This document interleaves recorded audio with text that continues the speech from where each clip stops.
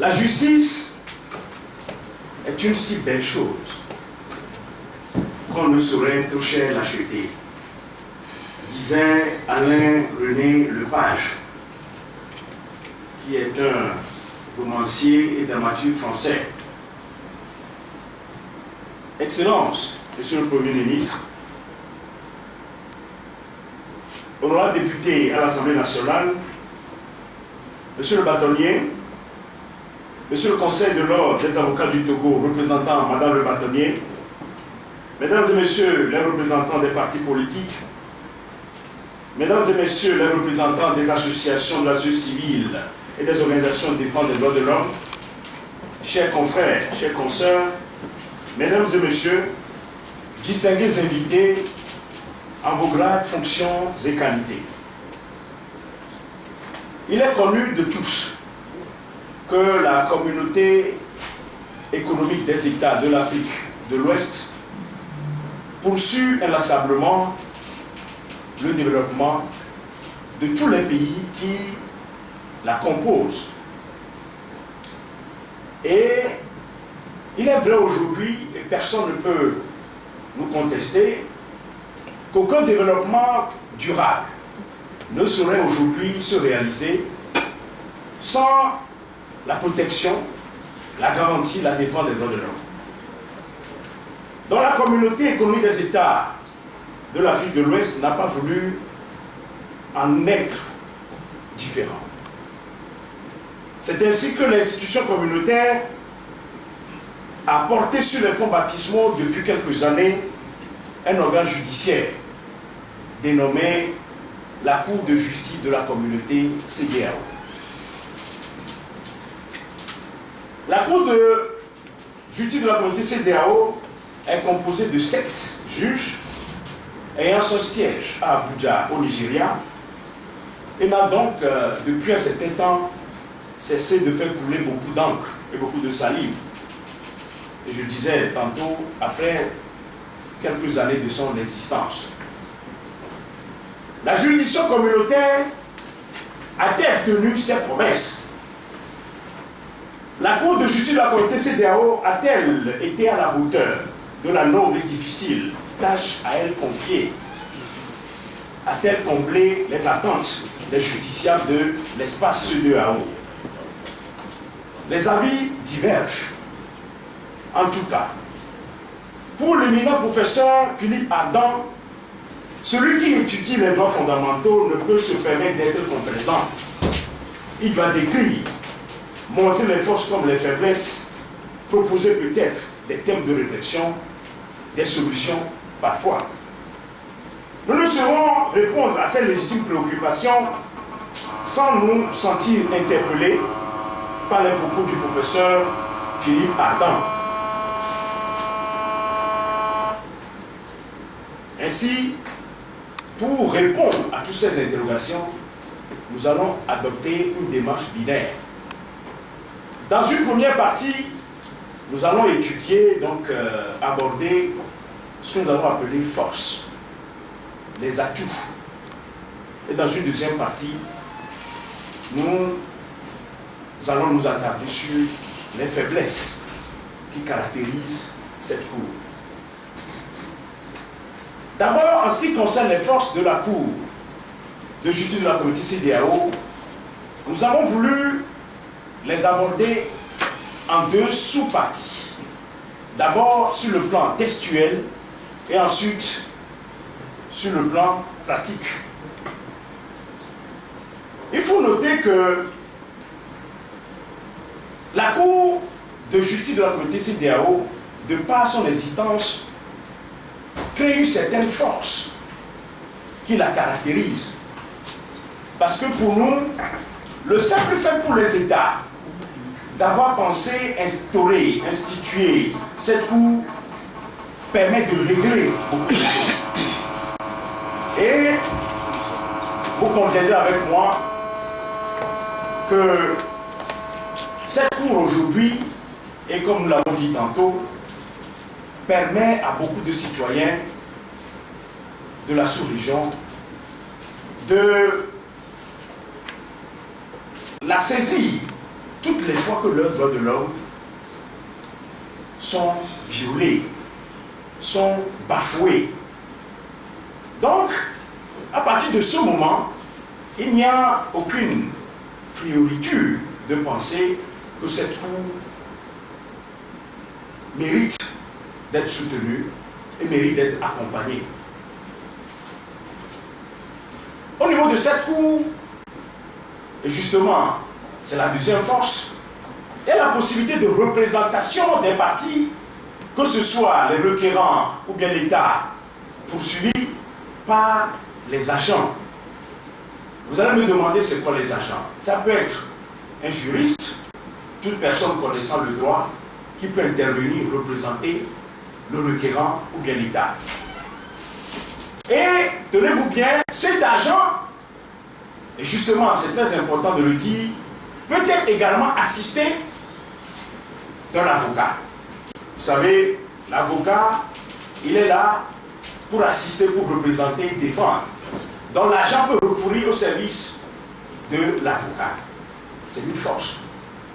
Peut-être lorsqu'on n'a pas les moyens de se payer le service de l'avocat, on peut recourir à l'agent. Mais nous verrons par la suite que recourir à l'avocat est la meilleure solution. Par ailleurs, au niveau de la Cour de justice de la communauté CEDEAO, il y a la procédure accélérée qui sont prévues par les dispositions de l'article 59 du règlement. Ça veut dire quoi? Ça veut dire tout simplement que lorsque une personne ressortissante de la sous-région, donc de la CEDEAO, est brimée dans ses droits et que les violences continuent, et que, par exemple, les violations des droits de l'homme continuent, cette personne a la possibilité de saisir la Cour, et cette Cour peut se prononcer dans une procédure que nous appelons procédure d'urgence. C'est une force, parce que la Cour, dans ces conditions, va se réunir d'urgence, de façon accélérée, et connaître du cas dont elle est saisie. Par ailleurs, il est dit aux dispositions de l'article 62 que les arrêts rendus par la Cour sont exécutoires dès le jour de leur prononcé. C'est extraordinaire. Et j'estime pour ma part que l'article 62 qu'il a prévu, l'a prévu justement pour que l'exécution des décisions ne tarde pas, pour que ça puisse aller rapidement.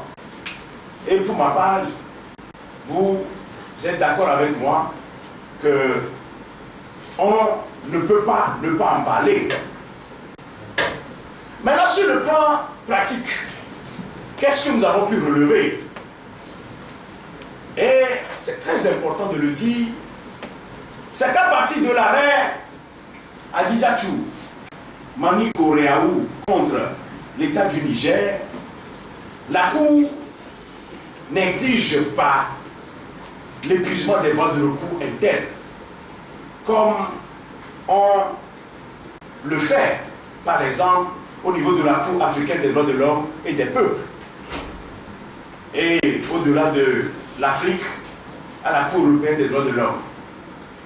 Donc, lorsque vous avez une affaire qui vous gangrène, qui vous traumatise, vous avez porté l'affaire devant les juridictions nationales, et que vous constatez que les violations persistent, vous pouvez, quelle que soit l'étape à laquelle vous êtes de l'affaire, saisir la Cour de justice de la communauté CEDEAO. La seule et unique exigence, c'est que vous ne saisissiez pas une autre Cour internationale. C'est-à-dire que vous ne pouvez pas saisir, par exemple, la Cour africaine des droits de l'homme au même moment que la Cour africaine, la Cour de justice de la communauté CEDEAO. Par ailleurs, au niveau de la Cour, justement, c'est la pratique. Pour permettre aux ressortissants de la communauté CEDEAO de la saisir très aisément, Vous pouvez envoyer votre requête par poste ou par voie électronique. C'est extraordinaire. Et je suis d'accord avec vous, et vous serez d'accord également avec vous, qu'il n'y a pas de raison qu'on ne le précise pas. Lorsque par exemple vous êtes à Lomé, vous êtes à Dapan, vous êtes à Sinkassé, et que vous avez vos droits violés, vous pouvez envoyer votre requête par la poste ou par la voie électronique. De la même façon, lorsque vous êtes au Niger, au Sénégal, vous êtes au Mali, vous pouvez le faire. Alors, ces faiblesses dont nous avons parlé tout à l'heure viennent quand même se positionner face à toutes ces forces. Et ces faiblesses, comment se présentent-elles? Nous allons les analyser également sur le plan textuel, ou bien sur l'absence même des textes qui les prédisposent, ou bien qui les engendrent, qui les créent, et après sur le plan pratique. Alors, les défaillances, nous les avons relevées dans les dispositions de l'article 69 du règlement de la Cour. L'article 69 du règlement dispose que lorsque vous êtes par devant cette Cour, vous avez plaidé, et que l'État contre lequel vous avez agi par devant la Cour venait à être condamné, l'État ne supportera que les frais d'un seul et unique avocat ou d'un seul agent. Que vous soyez 10 avocats, ou 6 avocats, ou 20 avocats, l'État ne prendra en charge que les frais d'un seul et unique avocat. Mais la question qu'il faut se poser est de savoir qui est-ce qui est à la base de ce que le requérant soit amené à choisir des avocats. Je crois que c'est la violation par les agents de l'État qui vous a conduit donc à choisir des avocats. Nous avons la preuve que dans plusieurs des dossiers, et justement, il faut le faire remarquer, par exemple dans l'affaire Patania Simbé, dans l'affaire Alba Bertin, dans l'affaire Tandja, il est admis aujourd'hui que un seul avocat doit pouvoir recevoir les frais qu'il a déboursés pour pouvoir intervenir par devant cette cour. Je crois que c'est une faiblesse. La deuxième faiblesse, c'est l'absence de texte permettant la récusation des membres de la Cour de justice de la communauté CEDEAO. Vous savez, lorsque vous prenez par exemple la Cour africaine des droits de l'homme et des peuples basée à Arusha en Tanzanie, lorsque c'est votre État, vous êtes juge togolais par exemple, et que c'est votre État qui venait être poursuivi par devant cette Cour, vous devez vous récuser vous-même. C'est l'article 22 du règlement de cette Cour qui le dispose. Mais au niveau de la Cour de justice de la communauté CEDEAO, ce n'est pas le cas.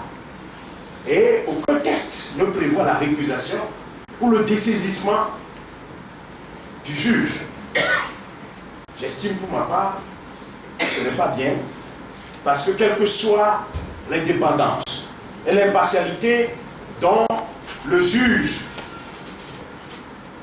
peut jouir et qui peut même le caractériser, j'estime qu'il aurait fallu prévoir que le magistrat se récuse lorsque c'est son État qui est poursuivi par devant la juridiction.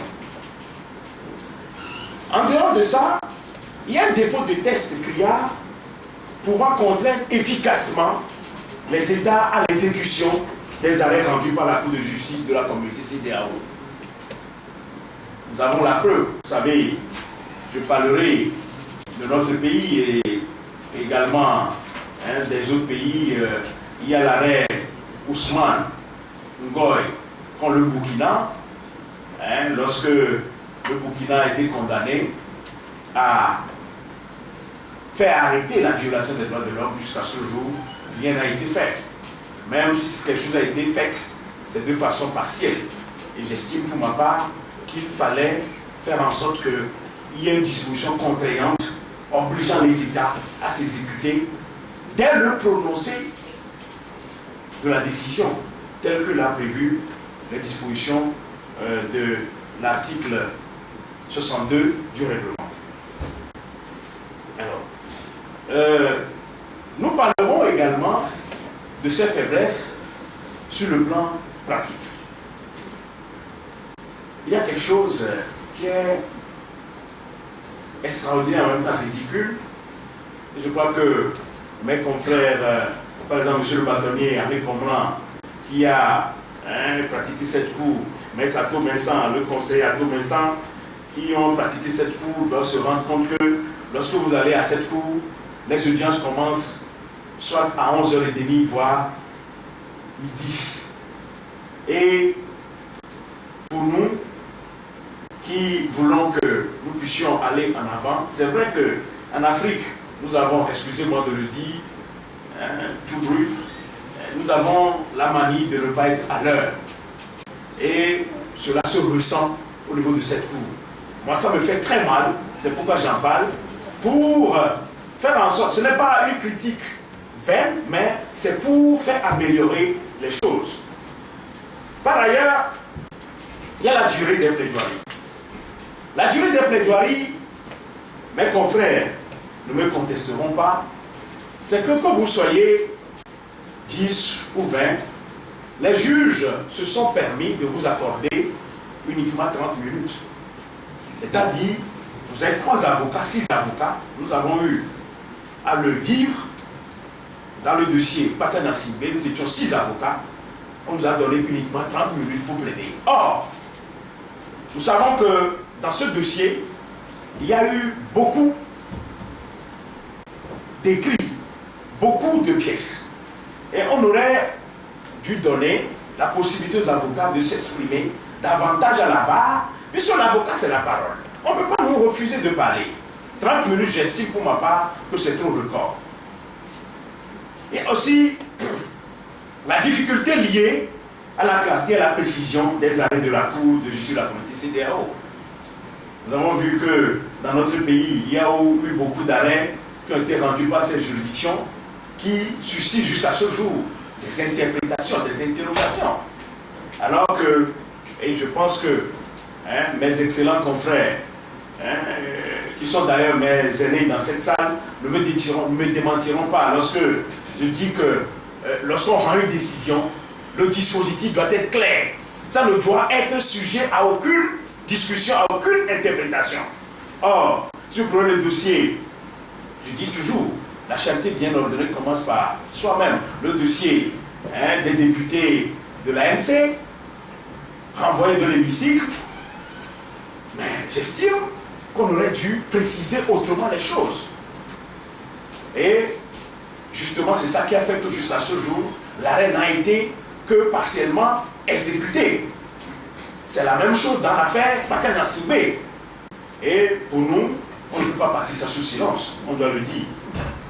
Maintenant, il y a aussi un problème concernant la rédaction des factums. Les factums, c'est quoi?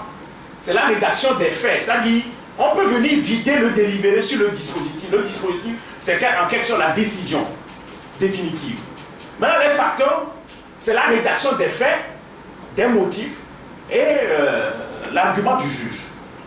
Mais nous avons constaté que, par exemple, dans l'affaire Patana Simbé, et bien dans d'autres, l'affaire Salibou contre l'État du Mali, on a pu se rendre compte que jusqu'à ce jour, le facteur n'est pas rédigé. Mais ce n'est pas le cas également dans le dossier. Dans le dossier Patana Simbé, c'est vrai que nous devons le dire, mais quand même avec une certaine souplesse, parce que l'arrêt a été rendu le 3 juillet 2013. Et tenez-vous bien, c'est seulement en janvier 2014 que nous avons pu avoir son contenu.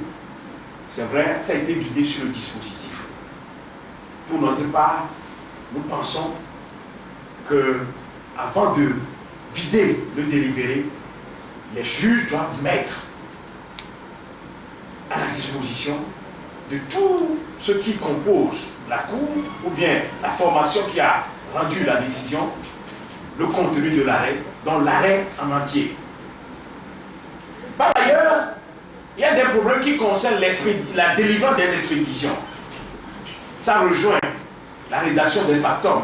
Parce que si le factum, bien les factums ne sont pas rédigés à temps, ça peut avoir des influences, des incidences sur la délivrance des expéditions. Nous avons également la question de l'exécution, dont nous avons parlé tout à l'heure, qui, à notre humble avis, mérite d'être soulevée. Nous ne sommes pas sans savoir que beaucoup de décisions ont été rendues par cette Cour, mais qui, jusqu'à ce jour, n'ont pas été totalement, complètement exécutées. Et nous pensons que, justement, c'est parce qu'il n'y a pas une disposition contraignante permettant à ce que l'État qui a failli, l'État qui a violé les droits de l'homme, soit amené à le faire, et cela dans les meilleurs délais. Mesdames et messieurs, au terme de cette présentation, il apparaît que la Cour de justice de la communauté CEDEAO a aussi bien des forces que des faiblesses. Pour ce qui est de ces forces, on ne peut que souhaiter qu'elles soient sauvegardées et même améliorées. S'agissant des faiblesses de la justice communautaire, il est urgent d'y remédier pour le bonheur de ces justiciables au fin d'une meilleure protection des droits de l'homme. Cela nous conduit à faire les propositions ci-après. Sur les frais récupérables, nous pensons qu'il est urgent que la Cour fasse adopter un texte qui prévoit que tout État qui succombe au procès soit condamné à payer les frais de tous les avocats. Sur la récusation des juges composant la Cour de justice de la communauté CEDEAO, nous proposons que la Cour, donc les chefs d'État et le gouvernement, fassent en sorte que toutes les fois qu'un État aura été poursuivi par devant cette Cour, que le juge ressortissant de cet État se récuse lui-même. S'agissant de l'heure, nous savons très bien que se lever, aller travailler, c'est difficile parfois. Mais il faut faire en sorte que nous puissions aller en avant. Je ne vous apprends absolument rien, chers personnalités, chers honorables invités. Vous savez, en France ou bien en Europe, lorsqu'on vous dit de venir, par exemple, à une réunion, bien un rendez-vous à 9 h, et vous venez à 9 h 30, la personne part et ne vous reçoit plus.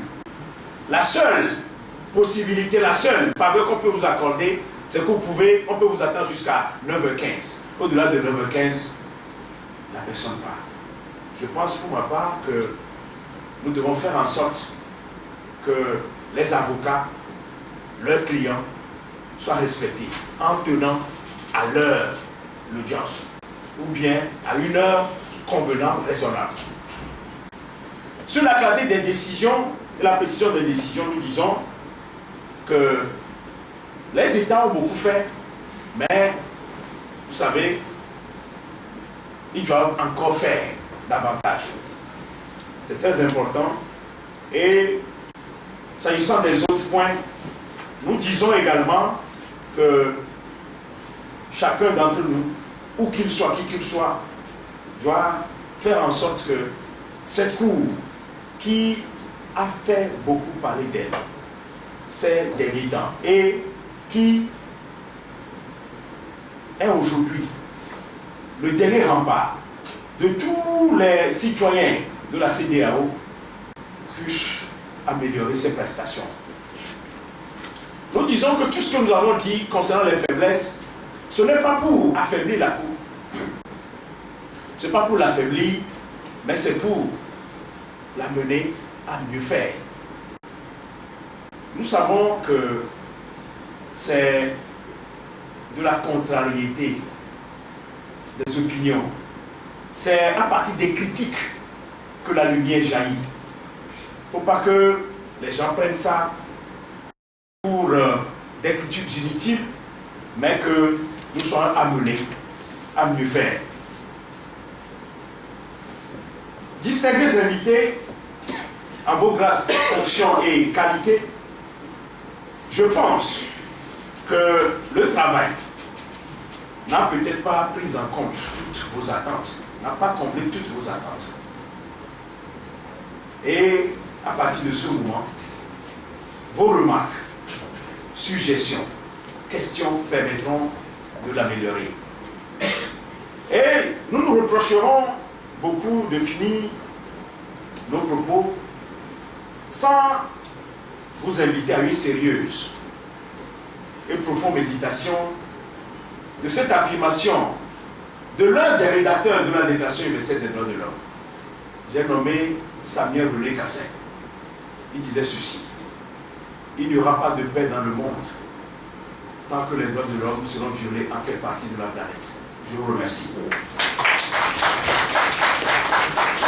Merci, nous remercions nous aussi.